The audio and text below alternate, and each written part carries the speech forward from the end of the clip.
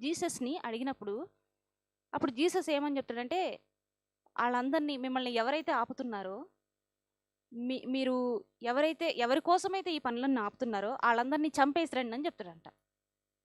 So Osho శిష్యులు కూడా అడిగింది ఇదే. అసలు జీసస్ చంపమని అనే వర్డ్ వాడతాడా? ఆయన జీసస్ అంటే ఏంది? ఆయన పేరు వినగానే మనకు గుర్తొచ్చే ఇంకో పదం ఏంటి? కరుణామయుడు, ప్రేమ. అంతటి కరుణామయుడు ఎవరిని చంపమంటున్నాడు? అసలు చంపేయమంటున్నారేంటి? దీనికి మీరే జవాబు ఇవ్వగల సమర్థులు. కాబట్టి ఈ ప్రేమ పిలుపుకి, ఈ చంపేసిరండి అనే దానికి మాకేం అర్థం కావట్లేదు, దయచేసి మీరు చెప్పండి అని ఓషోని అడుగుతారు. అప్పుడు ఓషో ఇచ్చిన సమాధానం ఏంటంటే,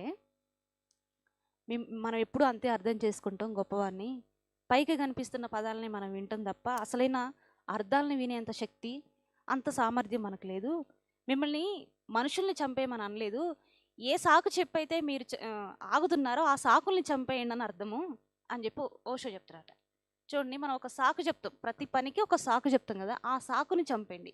మీరు చదువుకోవాలనుకుంటే ఫీజు ఎక్కువ ఉందనో, లేకుంటే అర్థం కావట్లేదనో, టీచర్ బాగా చెప్పలేదనో చెప్పకండి, ఆ సాకుని చంపేసేయండి.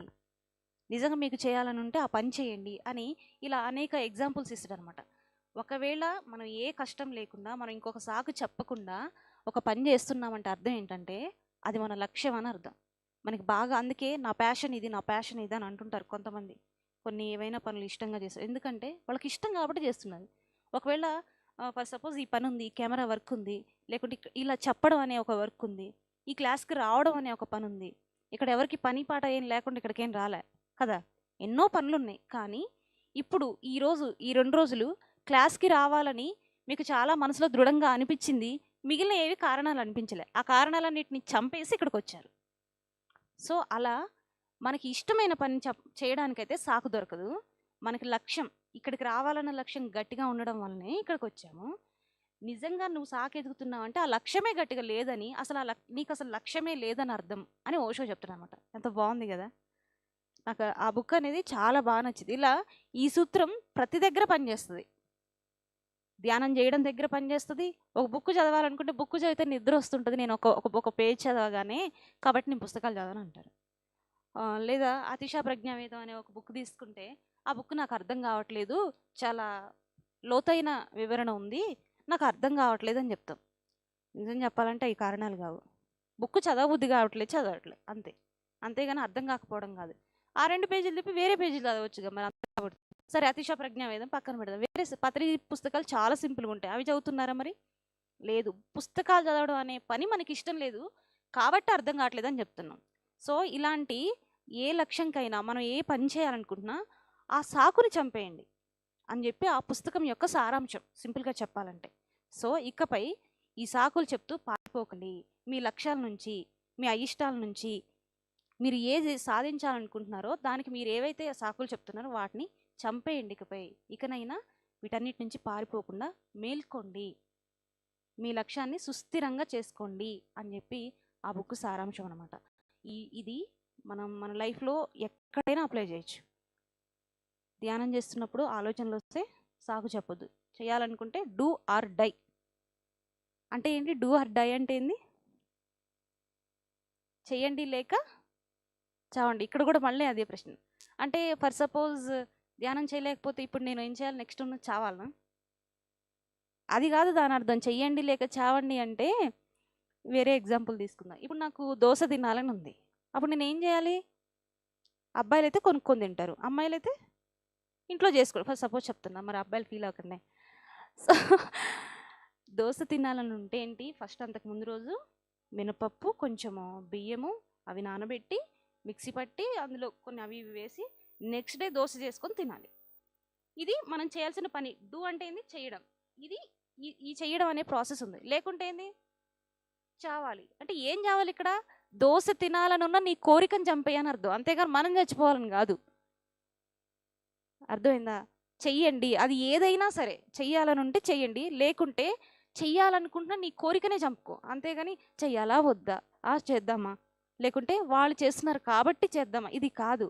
నీకు చేయాలని ఉంటే చెయ్యి, లేకపోతే వదిలేయి, అంతేగాని అటు ఇటు కొన్ని రోజుల తర్వాత ఇలా పోస్ట్ పోన్ వద్దు, లేకుంటే ఆ కోరిక వద్దే వద్దు. నేను ఒకానొక ఫర్ సపోజ్ ఒక ఐఏఎస్ అవ్వాలనుకున్నా. ఇంక నేను సాకులు చెప్పొద్దు అవ్వాలనుకుంటే. అయితే అవ్వాలి, లేకుంటే ఆ లక్ష్యాన్నే తీసేసుకోవాలి. అంతేగాని కాంపిటీషన్ చాలా ఉంది, నాకంటే సీనియర్స్ బాగున్నారు, 10 సంవత్సరాల నుంచి ప్రిపేర్ అవుతున్నారు, మా క్యాస్ట్ వాళ్ళకి రిజర్వేషన్ తక్కువగా ఉంది, పోస్టులే తక్కువ పడ్డాయి, నేను అసలే కొంచెం డల్లర్ని, చిన్నప్పటి నుంచి తెలుగు ఇవన్నీ ఏంటి సాకులు. లేదా ఫర్ సపోజ్ ఏదైనా బిజినెస్ చేయాలనుకుంటే మళ్ళీ ఇంతే, చేయాలనుకుంటే ఫెయిల్యూర్ వచ్చినా చేస్తారు. ఇప్పుడు ఒక స్టీఫెన్ హాకింగ్ ఉన్నాడు. అసలు ఆయన ఆయన గురించి అందరికీ తెలుసు కదా. ఇక్కడ ఆయన బాడీ మొత్తంలో ఒక ఫింగర్లో ఈ ఒక్క నరమే పనిచేస్తుంది, ఇంకే కదలడు. ఆయన అలా ఎన్ని సంవత్సరాలు ఉన్నాడు తెలుసా? ఆయనకు 20 సంవత్సరాలు ఉన్నప్పటి నుంచి 70 మళ్ళీ చనిపోయే రోజు వరకు కూడా ఇంతే ఉంటాడు. ఆయన మెడ కూడా ఇలా వంగి ఉంటుంది, జస్ట్ ఈ ఒక్క ఫింగరే పనిచేస్తుంది ఆయనకి. కానీ ఆయన ఏం కనిపెట్టాడు తెలుసా? ఆయన పేరేంటి, ఐన్స్టీన్ తర్వాత మళ్ళీ అంతటి శాస్త్రజ్ఞుడు ఒక స్టీఫెన్ హాకింగే ఈ భూమి మీద ప్రస్తుతం వరకు అయితే. అంతటి గొప్ప శాస్త్రవేత్త. మనకి చూడండి ఎన్ని అంగాలు పనిచేస్తున్నాయో, అన్నీ చాలా చక్కగా 100% పనిచేస్తున్నాయి. మనకి 100కి కాదు 1000 సాకులు ఉన్నాయి ప్రతి పనికి. ఆయనకు ఒక్క వేలే పనిచేస్తుంది. అయినా కానీ బ్లాక్ హోల్స్, కృష్ణ బిలాలు అని మనం చాలా వింటుంటాం. ఈ మహాభారత వాటిల్లో కూడా ఉన్నాయి ఈ బ్లాక్ హోల్స్ గురించి. కానీ అవేంటో ఎవరు కనిపెట్టలేకపోయారు. ఈయన ఒక ఫింగర్తో ఒక ల్యాప్టాప్ ముందు పెట్టుకొని ఒక ఫింగర్తోనే కనిపెట్టిండు. కనిపెట్టాలని ఆయన అంత డిసైడ్ అయ్యిండు కాబట్టి ఈ బాడీ ఆయనకు ఒక అడ్డు అవ్వలేదు. ఆయనకి ఏ సాకు ఒక సాకుగా అనిపించలేదు కాబట్టి కనిపెట్టాడు. అలా ఒక బిజినెస్ చేయాలనుకున్నా, చదువుకోవాలన్నా, ఉద్యోగం చేయాలన్నా, ఏదైనా సరే డూ ఆర్ డై. ఇదే సూత్రం. ఈ డూ ఆర్ డై వినగానే మనకు ఒకరు గుర్తొస్తారు. ఎవరాళ్ళు? ఎగ్జాక్ట్లీ. స్వతంత్ర పోరాటంలో ఆయన ఏం పిలుపునిచ్చారు దేశ ప్రజలకి? చెయ్యండి లేదా చావండి, మీకు స్వతంత్రం కావాలంటే. ఏంటి, దేంతో ఆయన యుద్ధం చేశాడు? ఒక ఆయుధంతో ఎప్పుడు చేయలే, ప్రేమతోనే. అహింస మార్గం అయింది. ఆయన కూడా చేద్దాము, లేకుంటే స్వతంత్రం లేకుండా ఇట్నే సర్దాము అని చెప్పి ఆయన కూడా పిలుపునిచ్చాడు. ఏదైనా అంతే, మనం చేయాలని డిసైడ్ అయినప్పుడు ఉంటే అటు ఒడ్డు, లేకుంటే ఇటు. అంతేగాని అటు ఇటు కాకుండా ఉంటే ఆ నీళ్ళల్లో ఏమైపోతాం? కొట్టుకుపోతాము. ఏ లక్ష్యం లేకుండా ఏదో ఉన్నామంటే ఉన్నాం, శ్వాస ఉంది కాబట్టి ఉంటాం అంతే. పెద్ద ఒరిగేదేం లేదు మనం ఉండి భూమికి, అంతే. మనం ఉన్న ఫ్యామిలీకి కానీ అసలు మనకి కానీ ఏమీ ఉండదు, జస్ట్ ఉన్నాం అంతే. సేమ్ ఇదే మాట ఒకరు ఇంకొకరికి చెప్పారు. ఆ ఒకరెవరో మీకు గుర్తు రావట్లే? ఇక్కడ వాళ్ళ ఫోటోలు కూడా ఉన్నాయి, బాగా గుర్తు తెచ్చుకోండి. పత్రిసారికి ఎవరు చెప్పారు? సదానంద స్వామి కూడా. Subhash, do or die. ఏం చేయాలి, ఏం చేయమని చెప్తుంటే ఇక్కడ డూ అంటే ఏంటట? ధ్యాన జగత్, శాకాహార జగత్, పిరమిడ్ జగత్, ఈ 3 లక్ష్యాలను ఇచ్చి డూ ఆర్ డై అని అన్నాడు. అంటే ఈ 3 చేస్తే చెయ్యి, లేకపోతే కాదు. ఆ ధ్యాన జగత్ అనే లక్ష్యాన్ని చంపుకో అని అర్థం అనమాట. సో అందుకు పత్రిజీ ఒక్క సాగైనా చెప్పారా? చెప్పలా. ఆయన అప్పుడు ఒక్కరే ఉన్నారు, ఒక్కరితోనే మొదలైంది ఈ మూమెంట్ మొత్తం. పత్రి మేడం కూడా అప్పటికి, మేడంకి ఇవన్నీ తెలియదు కాబట్టి మేడం కూడా లేరనే చెప్పొచ్చు కొన్నాళ్ళ వరకు, కొన్ని నెలల వరకు. కానీ ఒక్కరుండి ఎంత సామ్రాజ్యం. ఇప్పుడు అసలు పిరమిడ్లు తెలియని దేశం అంటూ ఉందా? అఫ్కోర్స్ తెలిసిని ఒక దేశంలో ఒక ఊరు మనమే తెలుసు అనుకుందాం, కానీ ప్రతి ఊరికి తెలుసా లేదా? మరి ఒక్కరే చేశారు కదా. ఎందుకు అంత చేయగలిగాడు అంటే ఆయన లక్ష్యం ఆయనకి అంత స్ట్రాంగ్గా ఉంది. చేస్తే చేస్తాడు, లేకుంటే చేయాలన్నా తనకు అసలు ఆలోచన. డూ ఆర్ దాకా కూడా వెళ్ళాల పత్రి సారు, డూనే చేశాడు. ఆర్ అనే ఆప్షన్ ఆయన తీసుకోలే. మనకి వేరేదే కనిపిస్తుంది. సరే, మన విషయం కొంచెం పక్కన పెడదాం. మనం ఎప్పుడు ఇంకొకరిని ఇన్స్పిరేషన్గా తీసుకుంటుంటాంగా. సో ఈ మాటకు మించిన ఇన్స్పిరేషన్ ఇంకేముంటుంది అసలు మనకు? మనం ఏ పని చేయాలనుకున్నా. పత్రి సారు ఒక్కరుండి ఇన్ని చేశారు. మొన్న ఈ మధ్య మేము ఒక పిరమిడ్ ఓపెనింగ్కి ఛత్తీస్గఢ్కి వెళ్ళాం. ఛత్తీస్గఢ్కి వెళ్తే మీ అందరికీ మల్లీశ్వరి సినిమా చూసే ఉంటారు, అందరూ డూ చేసి ఉంటారు, డై చేయకుండా. మనకు ఎగ్జామ్స్ ఉన్నాయని ఆ మూవీని ఆపకుండా మూవీని చూసాం, ఎందుకంటే మనకు అది ఇష్టం కాబట్టి. సో మల్లీశ్వరి మూవీలో మనకు ఒక సీన్ ఉంటుంది, బ్రహ్మానందంకి వెంకటేష్కి మధ్య ఒక పెద్ద భోజనశాలకు తీసుకెళ్తే ఇక్కడ నుంచి అక్కడ పెద్ద డైనింగ్ హాల్ ఉంటుంది కదా. సేమ్ అది ఒక చౌమహల్లా ప్యాలెస్లోనో ఏదో ఎక్కడో షూట్ అది ఆ సినిమాలో. కానీ నిజంగా అలాంటి డైనింగ్ హాల్ ఉన్న ఇంటికి వెళ్ళాం మేము. ఏది ఛత్తీస్గఢ్లో. అంటే గొప్పగా చెప్పట్లేదండి, నేను చెప్తున్న ఉద్దేశం వేరు. అలాంటి వాళ్ళు మేము వెళ్తే మమ్మల్ని ఎట్లా రిసీవ్ చేసుకున్నారు తెలుసా? వెంకటేష్ని ఎట్లా రిసీవ్ చేసుకున్నాడు ఆయన అందులో? అంటే అక్కడ జోకు, కానీ ఇక్కడ నిజంగానే ఎంత రెస్పెక్ట్గా చూసారంటే, ఎంత ప్రేమగా చూసారంటే, మన ఇంట్లో మన అమ్మ కూడా ఒక్కొక్కసారి బిజీగా ఉంటే అన్నం పెట్టమంటే పెట్టుకోపో అంటారు. అవునా కదా? ఇది అందరికీ ఎక్స్పీరియన్స్. కానీ వాళ్ళు ఎంత ప్రేమగా, ఆప్యాయంగా, గౌరవంగా, అంతకు మించి టీ ఇచ్చారంటే నేనైతే అప్పటికీ మర్చిపోలేను. ఎందుకు తెలుసా? ఎందుకు అంత రెస్పెక్ట్ ఇచ్చారు తెలుసా? మనం పిరమిడ్ మాస్టర్స్ అని పత్రిజీ చుట్టాలు అని చెప్పి అంటున్నారు. అయితే మేము మాధవి అక్కతో వెళ్ళాం. తను, నేను, మాధవి అక్క ముగ్గురు వెళ్ళాం. వెళ్ళినప్పుడు ఆమె ఏమంటుందంటే, మీరు మాధవి మేడంతో వస్తేనే మా ఇంటికి వస్తారేమో. అలా ఏం కాదండి, మీరు ఎప్పుడు ఛత్తీస్గఢ్ వచ్చినా మా ఇంటికే రావాలి, ఎందుకంటే మీరు పత్రిజీ తరపు వాళ్ళు కాబట్టి. అంటే ఎంత ప్రేమగా చూసుకొని ఉంటారు పత్రిజీ వాళ్ళని. పత్రి సారు వాళ్ళని ఎంత ప్రేమగా చూసుంటారు, ఎంత జ్ఞానాన్ని, ఎంత ధ్యానాన్ని పంచుంటారు. ఆ ప్రేమని మన మీద కురిపిస్తున్నారు వాళ్ళు. అసలు అలాంటి ఇంటికి వాళ్ళ ఇంట్లో ఎంతమంది పని మనుషులు ఉన్నారు తెలుసా? కానీ ఆమె తెచ్చి మాకు మంచినీళ్ళు ఇచ్చింది, ఆ ఇంటి ఓనర్. నాకైతే ఎట్లనో అనిపించింది, అసలు నాకు చాలా కృతజ్ఞతగా అనిపించింది. పత్రి సారు ఏ ఊరు వెళ్ళినా, ఏ రాష్ట్రం వెళ్ళినా, ఏ దేశం వెళ్ళినా మనని గుర్తుపడుతున్నారంటే మన వెనక ఒకరు ఉన్నారు, పత్రి సారు. ఆయన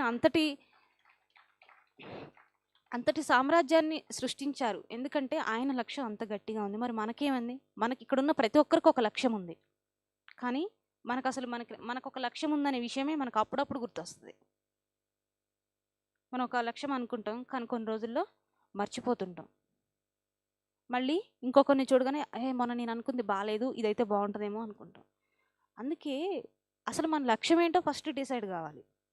మనకు నిజంగా ఏం కావాలి అనేది మనకు తెలియదు కాబట్టి కంపేర్ చేసుకొని ఇదైతే బాగుంటుందేమో, అదైతే బాగుంటుందేమో అని అనుకుంటాం.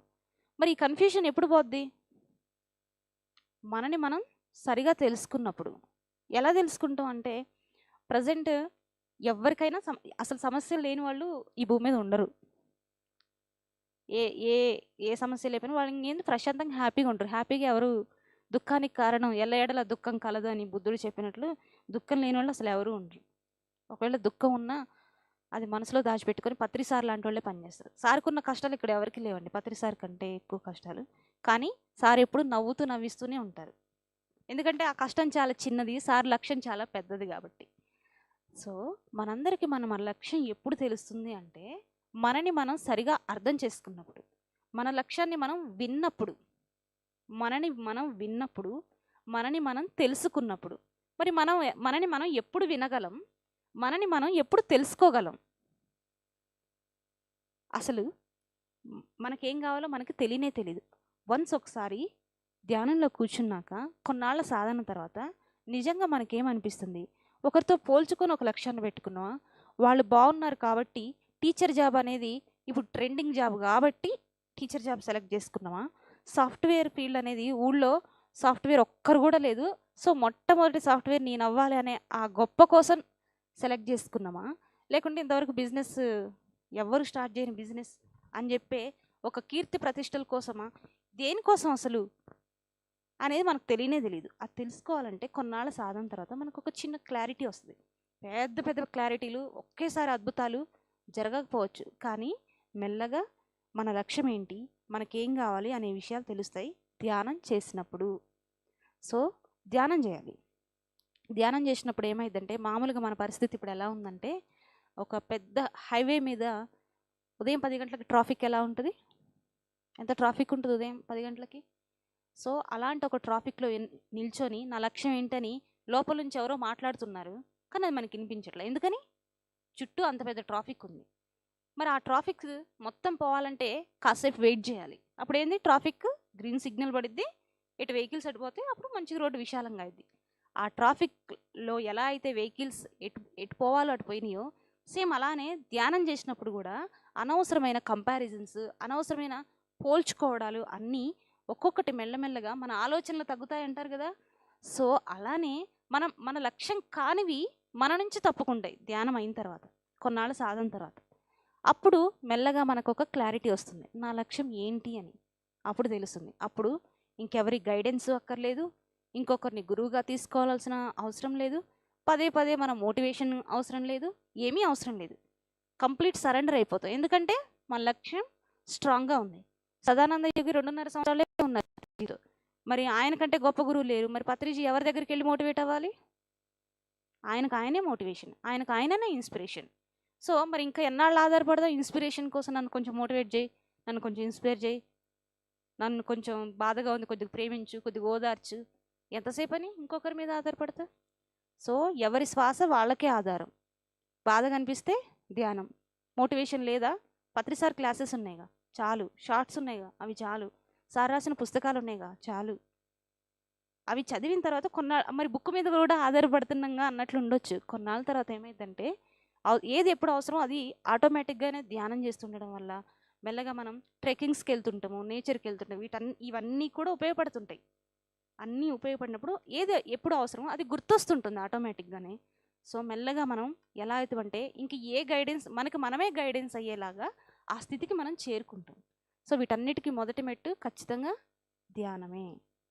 సో అలా నేను పారిపోకు మేల్కో బుక్ చదివి అర్థం చేసుకున్నాను అనమాట. మీకు అర్థమైంది అనుకుంటున్నా. సో ఆ బుక్ తర్వాత ఇంకా చెప్పొచ్చా? సో ఆ బుక్ తర్వాత నేను చదివిన బుక్ యాక్చువల్గా ఇప్పుడు అవసరం లేదు, కానీ చెప్తాను. నేను ఏ పుస్తకాలు చదివాలో అది అలాగే సీక్వెన్స్గా చెప్తా. నేను చదివిన బుక్ ఆ తర్వాత రామ్తా. తెలుసు కదా అందరికీ, రామ్తా తెలుసు.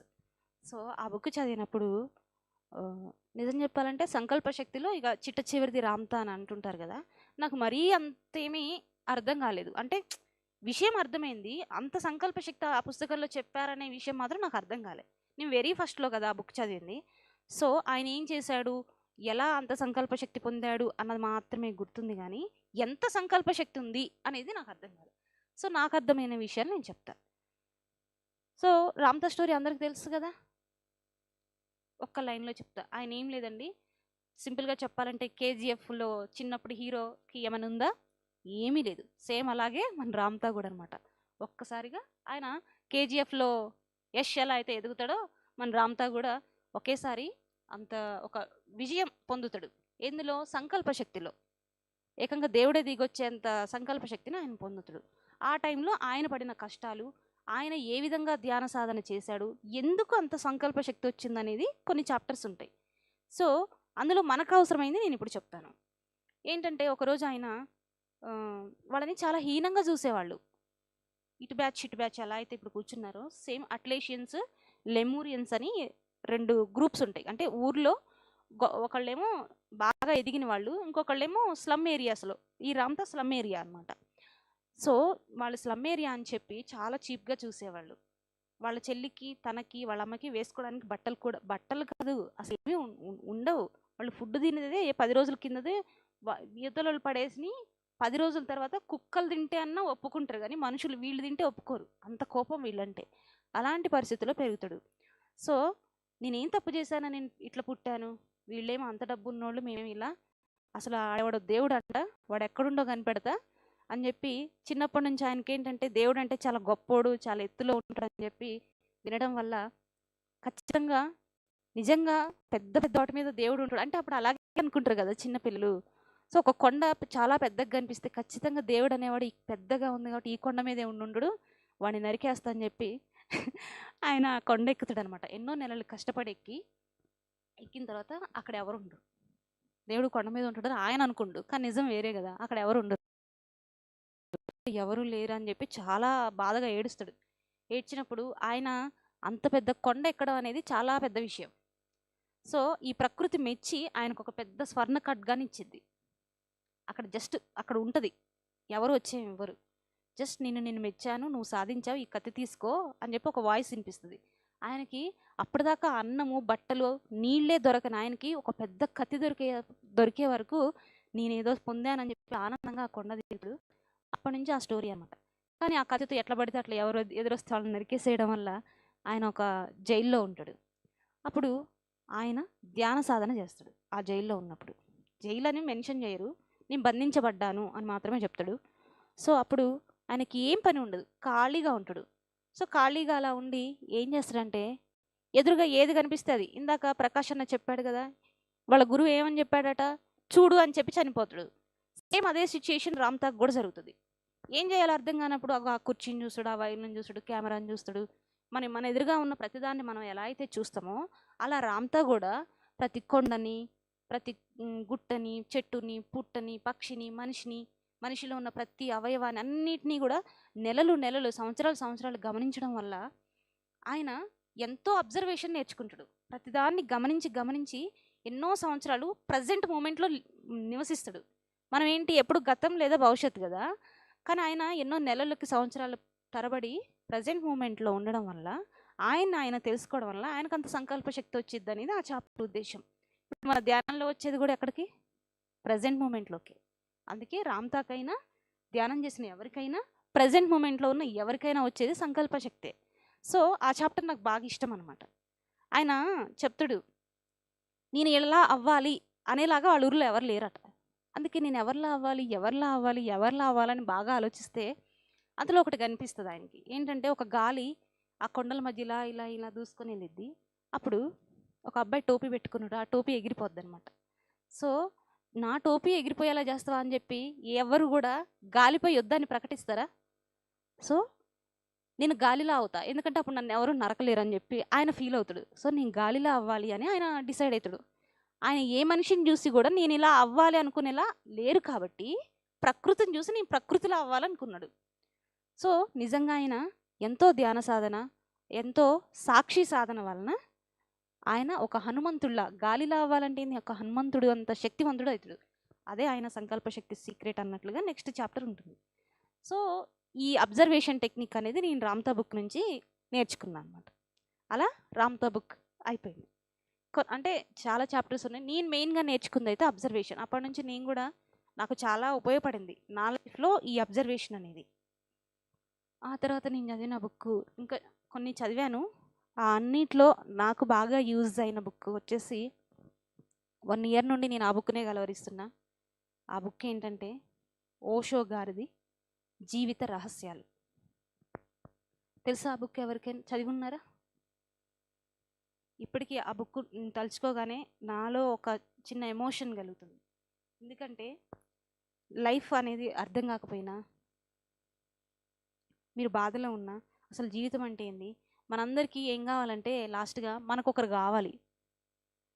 మనం చూసుకునేవాళ్ళు, మనతో ప్రేమగా ఉండేవాళ్ళు, మనతో ఫ్రెండ్లీగా ఉండేవాళ్ళు ఒకరు కావాలి.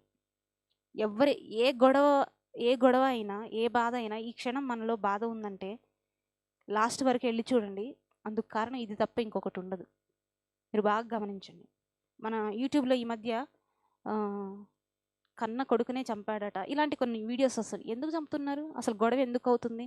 ఒక భార్య ఒక భర్తని అడుగుతుంది, నువ్వు అసలు ఇంట్లోనే ఉండవు అని అంటారు. ఫైనల్ ఒక మాటే అంటారు, ఎందుకు ఉండమంటుంది ఇంట్లో ఇంతకీ? కాసేపు తన పక్కన, అంటే తను మా అన్నయ్యలే కానీ, కాసేపు తను ఉంటే ఆమెకి అదొక ఆనందం అంతే. దాన్ని అడగలేక ఏవేవో అంటారు. ఒక్క 5 నిమిషాలు ఉంటే చాలు అంతే. అదొక ఫీలింగ్. ఇంతకీ మనుషులు ఇలా ఎందుకు కోరుకుంటున్నారు?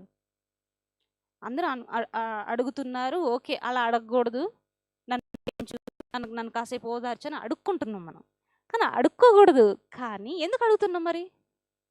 ఏంటి కారణం ఏంటి? అసలు మనకి ఏం కావాలి? ఇంకొకరి తోడు ఎందుకు కోరుకుంటున్నాం? మనకు తెలియదు అసలు. ఆ బుక్లో ఉంటుంది అది. మన ఫ్రెండ్ ఎవరు అంటే తెలియదు మనకి. మన ఫ్రెండ్ ఎవరో మనం ఆలోచిస్తున్నప్పుడు మనం ఎవరికి ఫ్రెండ్ అని మనం ఎప్పుడు ఆలోచించమంట. ఎందుకు ఆలోచించాం? ఆ బుక్లో ఉంటుంది.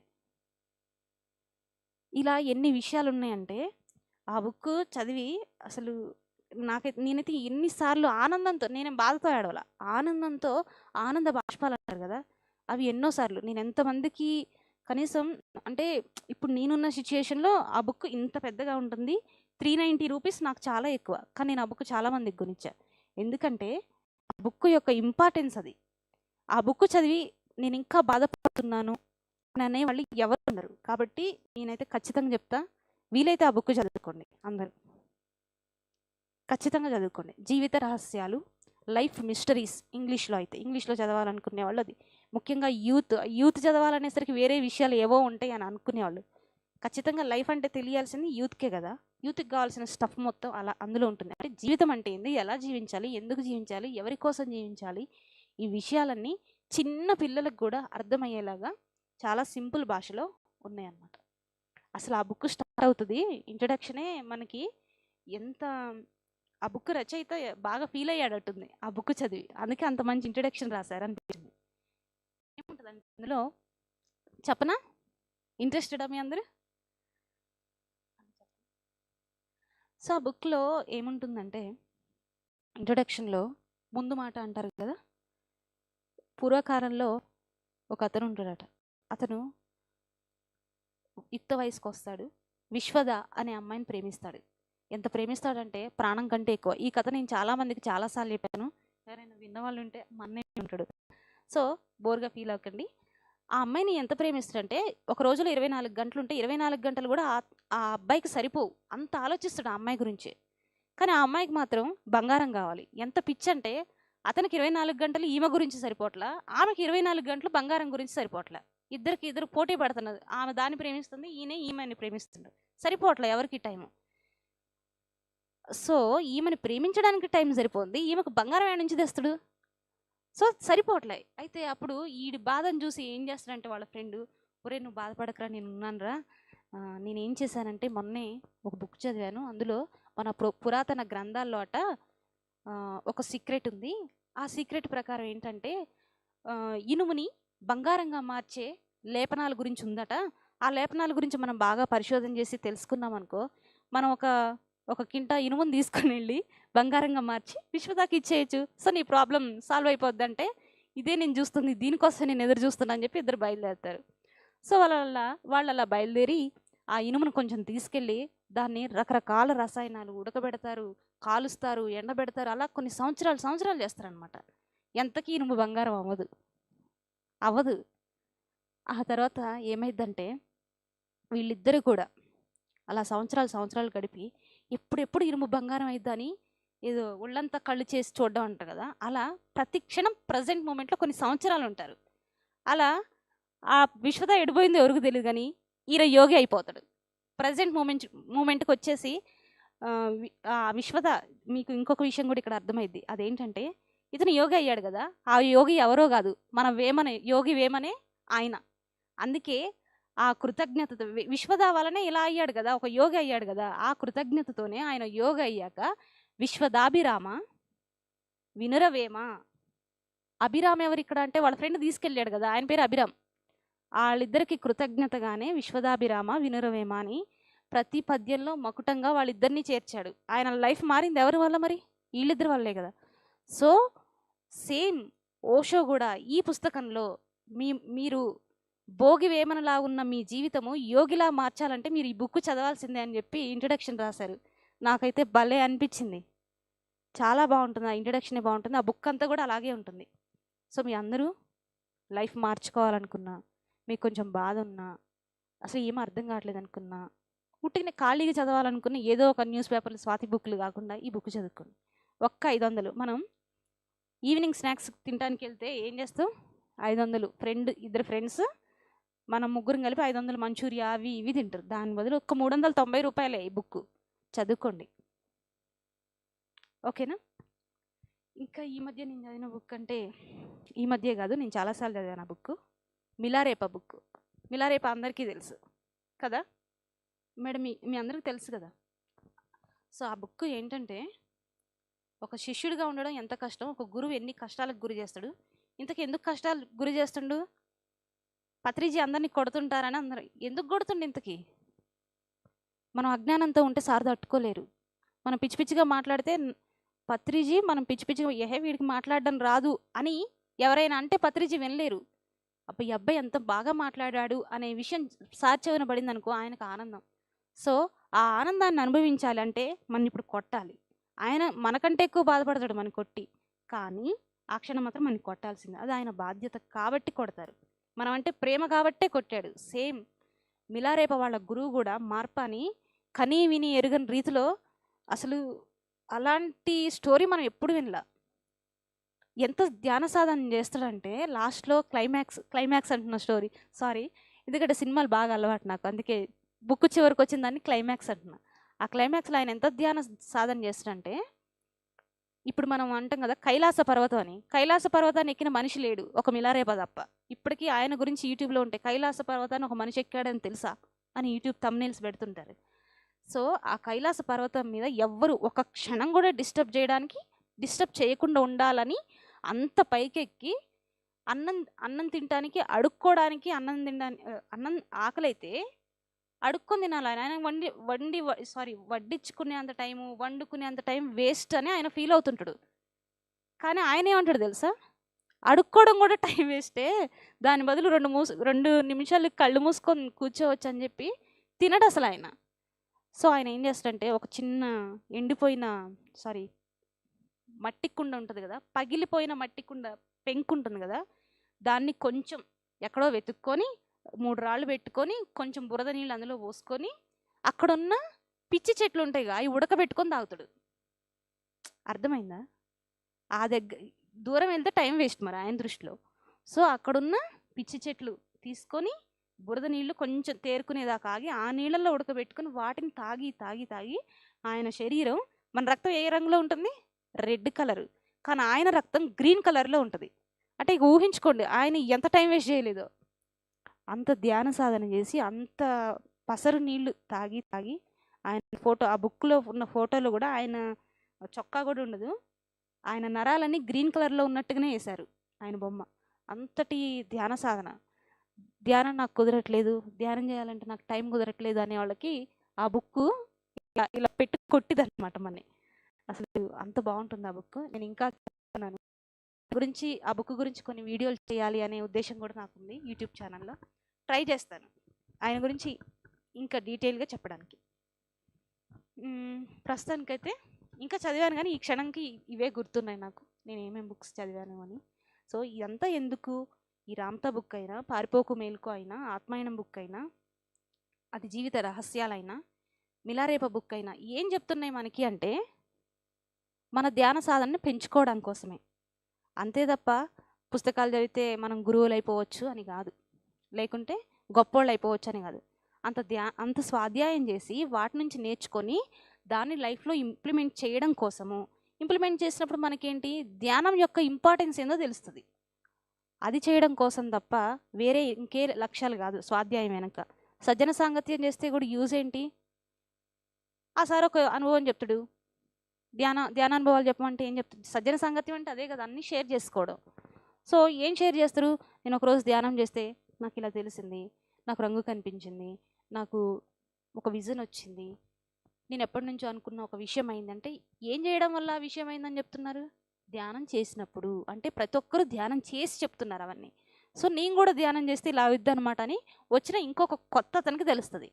ఈ ధ్యానం స్వాధ్యాయం వెనుకున్న రహస్యమైన, సజ్జన సాంగత్యమైన, ప్రచారమైన, ఆచార్య సాంగత్యమైన మన ధ్యానాన్ని ఎక్కువ చేసుకోవడానికి తప్ప వేరే ఉద్దేశం ఏం కాదు. ప్రతిదీ మళ్ళీ మొదటి మెట్టు కోసమే, ధ్యానం కోసమే. సో ఇది స్వాధ్యాయం గురించి నేను చెప్పాలనుకున్న విషయాలు. రేపటి సెషన్లో మన శ్వాసే మనకు ఎలా గురువు అంటారు కదా సార్, మీ శ్వాసే మీ గురువు, ఎవరు మీ గురువు కాదు అని అంటారు. ఎలా మనకి మన శ్వాసే గురువు అని అంటారు. అందరూ చాలా ఉత్సాహంగా ఉంటారు సంకల్ప శక్తి అంటే.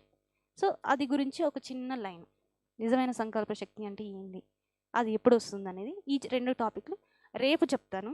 ప్రస్తుతానికైతే థ్యాంక్ యూ సో మచ్. మీ అందరికీ నచ్చింది అనుకుంటున్నాను.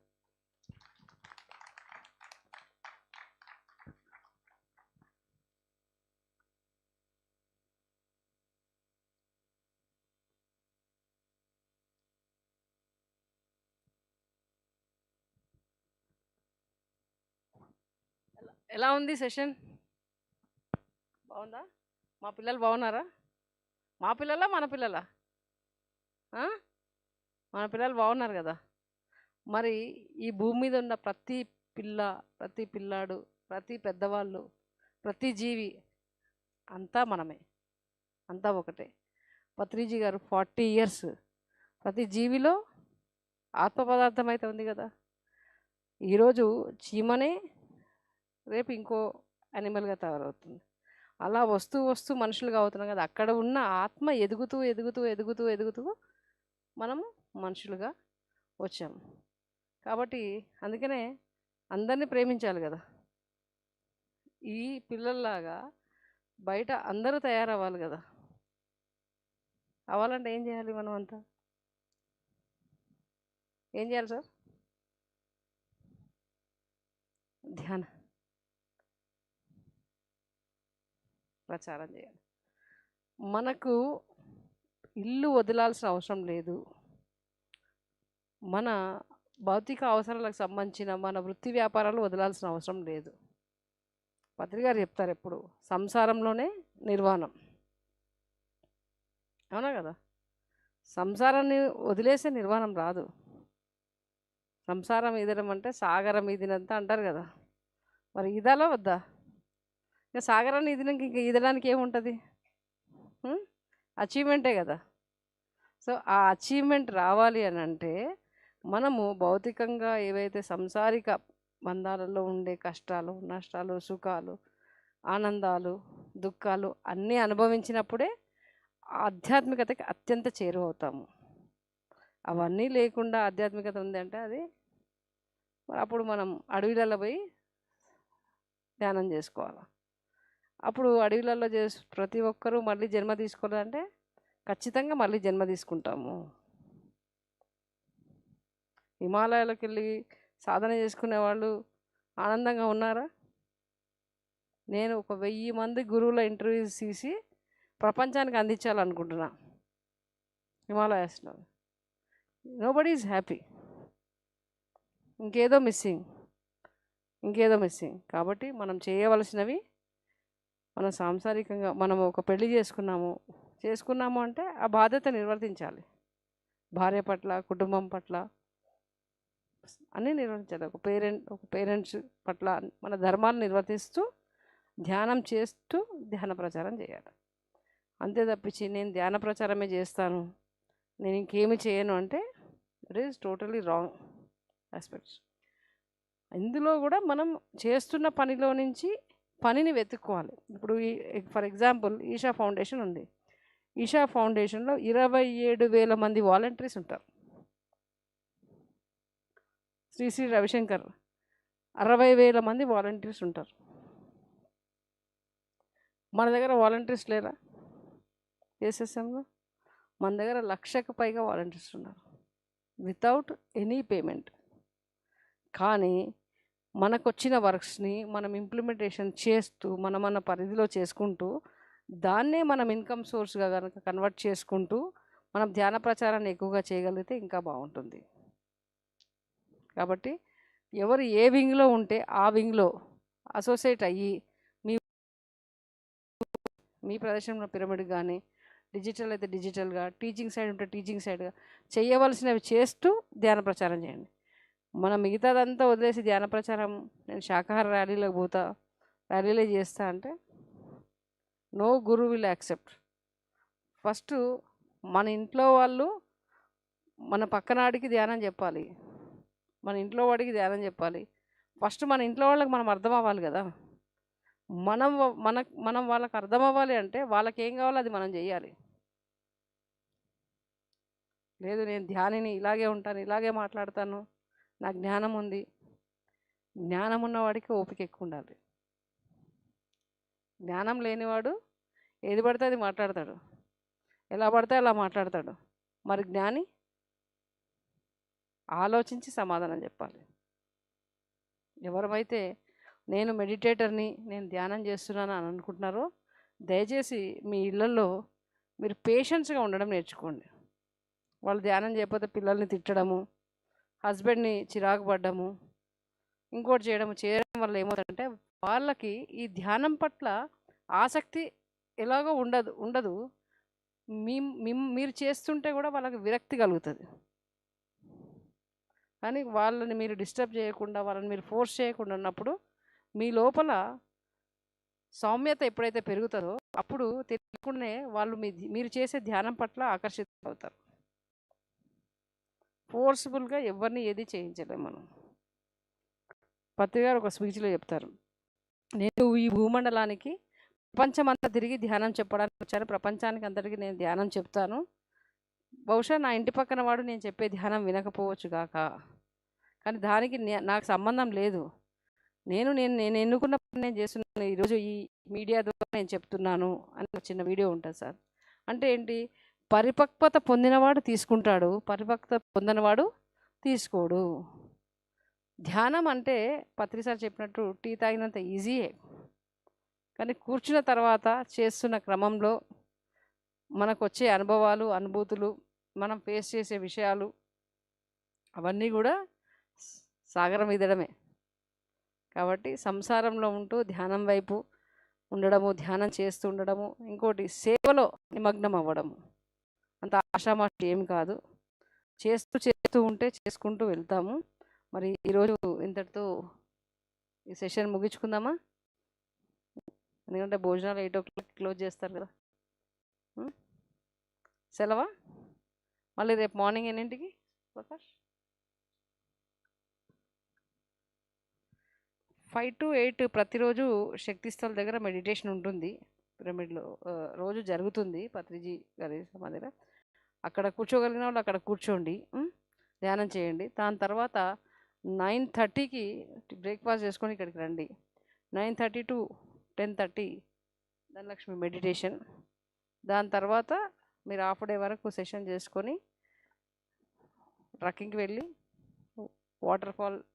వాటర్ గేమ్, నాకు సార్ చెప్పారు, ఫైర్ కాదు వాటర్ గేమ్ ప్లాన్ చేసి చెప్పాను వాళ్ళకి. అక్కడికి వెళ్ళండి, ఎంజాయ్ చేయండి.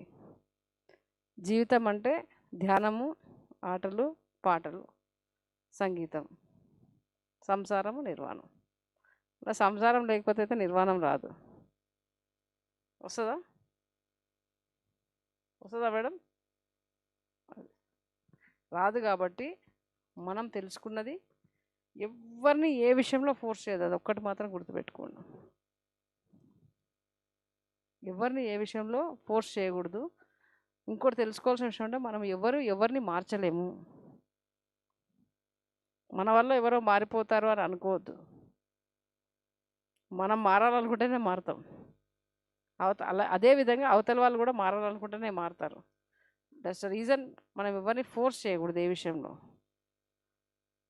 అపారమైన ప్రేమ మన లోపల ఉన్నప్పుడు మన లోపల నుంచి వచ్చే ప్రతి వాక్కు మంత్రం అవుతుంది. ప్రేమతో ఎవరికి ఏది చెప్పినా కానీ అది మంత్రంలాగా మారుతుంది. ప్రేమ లేకుండా ఏ విషయం చెప్పినా అది మంత్రం అవ్వదు. అజమాయిషిగా ఏ విషయం ఎవరితోటన్నా మనం చేయించాలనుకుంటే అది ఎప్పటికీ జరగదు. పత్రిగారు చెప్పిన ధ్యానాన్ని మనం అందరం ఎందుకు చేస్తున్నాం, ఎందుకు ప్రచారం చేస్తున్నాం, ఎందుకు చేయగలుగుతున్నాం అంటే పత్రిజీ గారు ఎప్పుడు కూడా నేను ఒక గురువుని, నేను గొప్ప, ఆయన మనం చూడగానే మన 10 జన్మలు స్కాన్ చేయగలుగుతారు. కానీ ఆయన ఎప్పుడు చెప్పరు నేను ఈ 10 జన్మలు చూశానని ఎప్పుడు చెప్పరు. ఆ బ్రహ్మ విష్ణు మహేశ్వర్ల కలయికే పత్రిజీ గారు. కానీ ఆయన ఎక్కడైనా చెప్తారా నేను ఇది అని? నేను చూస్తుండగా ఎప్పుడు చెప్పలేదు ఆయన. కానీ మన లోపల భగవంతుడు ఉన్నాడు తెలుసుకోండి, భగవంతుడిలాగా జీవించండి అని చెప్పారు కదా. మరి భగవంతుడిలాగా జీవించాలంటే ఎలా జీవించాలి?